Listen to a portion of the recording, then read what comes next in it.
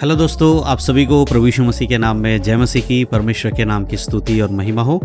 फिर से मैं आप सभी का एक और नए वीडियो में स्वागत करता हूं। दोस्तों, आज का ये वीडियो बहुत ही खास होने वाला है, क्योंकि आज इस वीडियो के माध्यम से मैं आपको पवित्र आत्मा के बारे में कुछ ज़रूरी बातें बताने वाला हूँ। मैं आज ये वीडियो क्यों बना रहा हूँ, इसका कारण क्या है, आखिर मुझे ये वीडियो क्यों बनाना पड़ रहा है। देखिए दोस्तों, पिछले कई दिनों से मैं बहुत सारे लोगों से बातचीत कर रहा था, बहुत सारे मैंने वीडियोस भी देखे जहां पर पवित्र आत्मा को लेकर बहुत गलत शिक्षाएं दी जा रही थी। पवित्र आत्मा के बारे में अलग अलग बातें कही जा रही थी।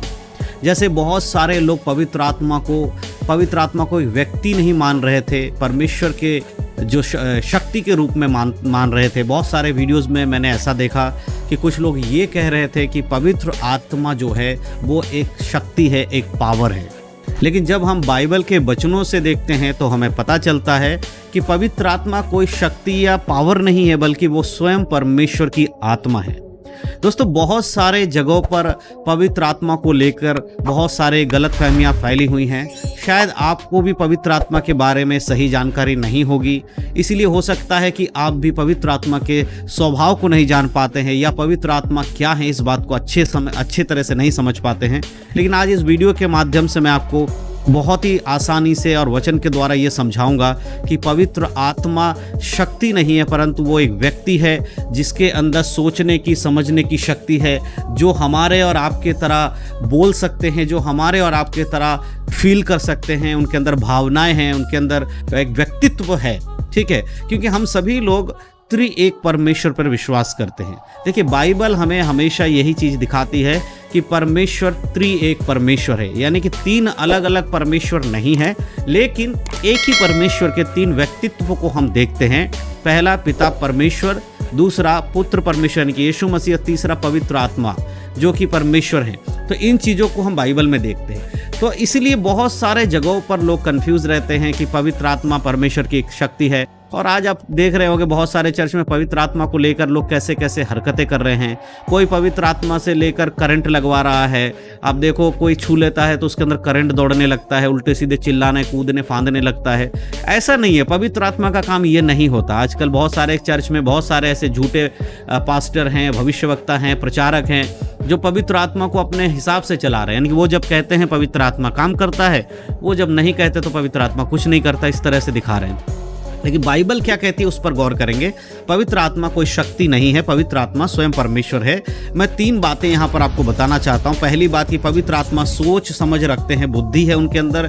दूसरी, पवित्र आत्मा में जीवन भी है, और पवित्र आत्मा में भावनाएं भी होती हैं। तो सबसे पहले मैं एक वचन आप लोगों के लिए पढ़ना चाहता हूँ, पहले कुरिन्थियों की पत्री, उसका 12 अध्याय 11 आयत। यहाँ पर हम अगर देखते हैं तो पौलुस क्या लिख रहे हैं। 11 आयत में लिखा है, परंतु ये सब प्रभावशाली कार्य वही एक आत्मा करता है, और जिसे जो चाहता है वह बांट देता है। ये पवित्र आत्मा के विषय में यहाँ पर पौलुस कह रहे हैं कि ये सारे काम, यानी कि आत्मिक वरदानों के जो वरदान हैं, जो आत्मिक वरदान दिए जाते हैं या परमेश्वर की ओर से जो अगुवाई होती है, ये कौन देता है? पवित्र आत्मा देता है। कैसे देता है? कहता है कि ये पवित्र आत्मा खुद ही करते हैं और जिसे चाहे उसे बांट देते हैं। पवित्र आत्मा खुद डिसाइड करते हैं कि किसको वरदान देना है, किसको भविष्यवाणी का वरदान देना है, किसको चंगाई का वरदान देना है, किसको प्रभु यीशु मसीह में और विश्वास में मजबूत करना है। इसका निर्णय कौन कर रहा है? पवित्र आत्मा कर रहा है। अगर ये कोई शक्ति होती, यानी कि कोई पावर या कोई सामर्थ्य होता मात्र, जैसे बहुत सारे शिक्षाएं, बहुत सारे कल्ट ग्रुप्स आज दुनिया में हैं जो पवित्र आत्मा को एक शक्ति के सिवा कुछ नहीं मानते। उन्हें लगता है कि पवित्र आत्मा परमेश्वर की एक शक्ति है, बट ऐसा नहीं है। पवित्र आत्मा स्वयं परमेश्वर है। अगर वो शक्ति होती तो आप सोच कर देखिए कि शक्ति क्या अपना निर्णय ले सकती? नहीं। शक्ति को जिसने भेजा है, जिसने काम करने के लिए कहा, उतना ही काम करेगा। शक्ति खुद सोचकर काम नहीं कर सकते ना। कोई पावर है, किसी के अंदर अगर कुछ उड़ने की शक्ति है, तो क्या वो शक्ति खुद ही डिसाइड करेगा कि उसे उड़ना है? नहीं। जिसके द्वारा वो शक्ति दी गई वो ही डिसाइड करेगा। तो यहाँ ये बात तो साबित हो जाती है कि परमेश्वर की आत्मा जो है वो बुद्धिमान है। वो सोच समझ, जैसे हम सोच समझ सकते हैं, उसी प्रकार उनके अंदर भी सोच और समझ है। एक और वचन मैं आप लोगों के लिए पढ़ना चाहता हूँ, वो है रोमियो की पत्री, उसका 8 अध्याय और दूसरा वचन। यहाँ पर देखेंगे हम क्या लिखा। रोमियो की पत्री उसका 8 अध्याय और दूसरे वचन को हम पढ़ेंगे। यहाँ पर हम देखते हैं कि पवित्र आत्मा में जीवन है। तो यहाँ लिखा है, क्योंकि जीवन की आत्मा की व्यवस्था ने मसीह यीशु में मुझे पाप की और मृत्यु की व्यवस्था से स्वतंत्र कर दिया। यहाँ पौलुस कहते हैं जीवन जो है वो आत्मा में है, यानी कि पवित्र आत्मा ने ही मसीह यीशु के द्वारा जो है हमें एक जीवन भी प्रदान किया है। और वो क्या है? वो जीवन आत्मा में है, पवित्र आत्मा में जीवन है। यहाँ साफ रीति से इस बात को हम समझ सकते हैं कि पवित्र आत्मा कोई शक्ति नहीं है, परंतु परमेश्वर की आत्मा जीवित है। वो एक व्यक्तित्व है, उसके अंदर एक व्यक्ति को अगर हम देखते हैं, जिस प्रकार मैं एक व्यक्ति हूँ, मुझे सोचने समझने और विचार करना, भावनाएं मेरे अंदर है, मैं कोई शक्ति तो हूँ नहीं, मैं एक व्यक्ति हूँ। उसी प्रकार पवित्र आत्मा भी शक्ति नहीं है, परंतु पवित्र आत्मा भी एक व्यक्ति है। इस बात को हम यहाँ पर देखते हैं और आसानी से अगर समझते हैं तो देखिए, यूहन्ना रचित सुसमाचार उसका 6 अध्याय और उसका 63 आयत अगर हम पढ़ते तो वहाँ लिखा है, आत्मा तो जीवनदायक है, शरीर से कुछ लाभ नहीं। जो बातें मैंने तुमसे कही हैं वे आत्मा है और जीवन भी है। आत्मा जीवनदायक है। कौन? पवित्र आत्मा जीवनदायक है। पवित्र आत्मा ने ही हमें जीवन दिया। दूसरी चीज अगर हम देखते हैं यीशु मसीह के बारे में, जब यीशु मसीह मुर्दों में से तीसरे दिन जी उठे तो वहां पर उसको जिलाने वाला, यीशु मसीह को जिलाने वाले भी पवित्र आत्मा थे। यानी कि वो कोई शक्ति नहीं है, उसमें जीवन है, आत्मा है, प्राण है, वो सोच समझ रख सकते हैं। अब हम एक और चीज देखते हैं कि पवित्र आत्मा के बारे में, जिससे हम ये और अच्छे समझ पाएंगे कि पवित्र आत्मा कोई शक्ति नहीं, परंतु वो परमेश्वर का आत्मा है, जिसमें हमारे जैसे सोचने समझने की भावनाओं की शक्ति, भावनाएं हैं। और वो है पवित्र आत्मा के अंदर भावनाएं होती हैं। उसके लिए हम एक वचन पढ़ेंगे। हम पढ़ेंगे इफिसियों की पत्री उसका 4 अध्याय और वचन 30। इफिसियों की पत्री 4 अध्याय वचन 30 में अगर हम पढ़ते हैं तो वहां लिखा है, परमेश्वर की पवित्र आत्मा को शोकित मत करो, जिससे तुम पर छुटकारे के दिन के लिए छाप दी गई है।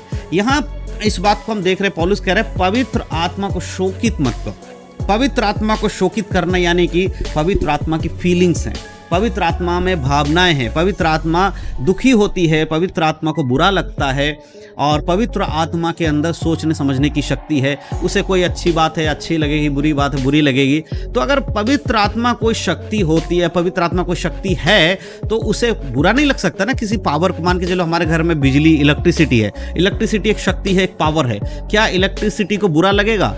बिल्कुल नहीं। अगर हम उसको बल्ब को बंद कर देते हैं तो बल्ब कहेगा कि मुझे बुरा लग रहा है, आपने मुझे बंद क्यों कर दिया? नहीं, कोई पावर कोई शक्ति को बुरा नहीं लगता, लेकिन अगर वो व्यक्ति है तो जरूर उसको बुरा लगेगा। तो यहाँ पर लिखा है कि परमेश्वर के पवित्र आत्मा को शोकित मत करो, यानी पवित्र आत्मा को बुरा भी लगता है। इसलिए मेरे प्रियो, इन वचनों के आधारित हमें यह पता चलता है कि पवित्र आत्मा कोई शक्ति नहीं है, परंतु पवित्र आत्मा खुद एक व्यक्ति है जो कि परमेश्वर की आत्मा है, जो स्वयं परमेश्वर है। इसीलिए आगे से जब भी आप पवित्र आत्मा के बारे में बात करते हैं, पवित्र आत्मा के बारे में विचार करते हैं, या कुछ भी पवित्र आत्मा से जुड़ी हुई चीज़ों को अपने जीवन में लागू करते हैं, याद रखिएगा, जिस प्रकार परमेश्वर हैं उसी प्रकार पवित्र आत्मा भी है। जिस प्रकार यीशु मसीह एक व्यक्ति हैं, उसी प्रकार पवित्र आत्मा भी एक व्यक्ति है। तो अगर कोई आपसे ये कहे कि पवित्र आत्मा एक शक्ति है, वो व्यक्ति नहीं, परमेश्वर की एक सामर्थ है, तो ऐसा बिल्कुल भी नहीं है। पवित्र आत्मा स्वयं परमेश्वर है। तो मैं विश्वास करता हूं कि जो बातें मैंने आपको बताई, इनसे आप समझ पाए हैं। मेरे प्रियो, आज के समय में बहुत सारे लोग झूठी झूठी शिक्षाओं को फैला रहे हैं, अलग अलग वचनों को दिखाकर मसीह लोगों को गलत शिक्षाओं में डाल रहे हैं। लेकिन अगर आप बाइबल को अच्छे से पढ़ेंगे, उनके वचनों को सीखेंगे, तो आपको पता चलेगा कि परमेश्वर का वचन किस रीति से काम करता है। अगर आप एक सही, सच्चा, सही और अच्छा मसीह बनना चाहते हैं तो बाइबल को पढ़िए, बाइबल के अनुसार लोगों को जांचना शुरू करिए। जिस भी पास्टर का वीडियोस अगर आप देखते किसी का, या किसी चर्च में जाते हैं कुछ प्रचार सुनते हैं, उन सब को बाइबल से ज़रूर परखें, क्योंकि मालूम नहीं कौन क्या गलत शिक्षा देने लगे। इसीलिए अगर आप बाइबल को जानेंगे, बाइबल को पढ़ेंगे, समझेंगे, तो आप ऐसी गलत शिक्षाओं से बच पाएंगे। तो वीडियो अगर अच्छा लगा हो, इस वीडियो से आपको समझ में आया हो कि पवित्र आत्मा के बारे में क्या है, तो ज़रूर अपने मसीह भाई बहनों में भी इस वीडियो को शेयर करिएगा, ताकि उन लोगों तक भी ये सही जानकारी पहुँच सके। और पहली बार हमारे चैनल पर आए हैं तो हमारे चैनल को सब्सक्राइब जरूर करिएगा। परमेश्वर इन सारे वचनों के द्वारा आप सबको आशीष दे। यीशु मसीह के नाम में सबको जय मसीह की। God bless you. आशीषित रहें, प्रभु में बढ़ें, उद्धार में बने रहें, यीशु के नाम में, आमीन।